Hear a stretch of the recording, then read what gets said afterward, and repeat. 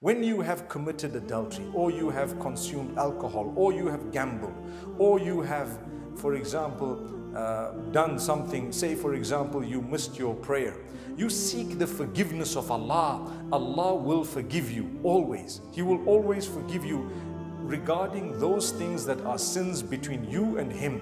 You have not involved the rights of a third party.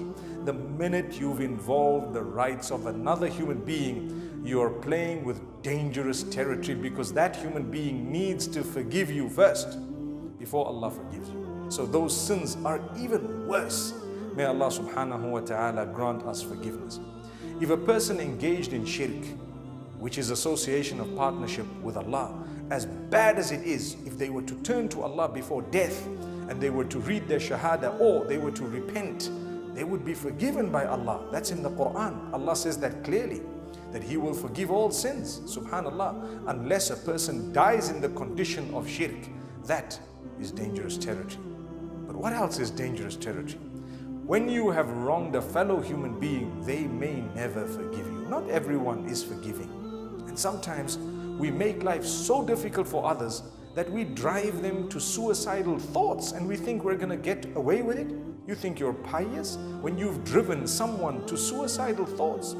Couldn't you empower them? Couldn't you speak to them, reassure them? Couldn't you give them words of guidance? Couldn't you let them know how merciful Allah is, so that whatever they've done could be wiped out?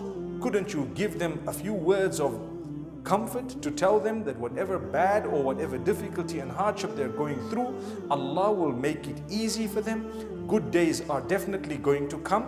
Instead of that, we smash them onto the ground in a way that even when they were considering suicide, it became a louder thought in their minds and hearts. May Allah protect us.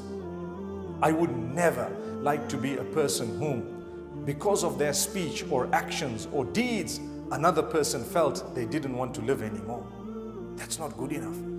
Why would a Muslim do that? Subhanallah, you believe in Allah.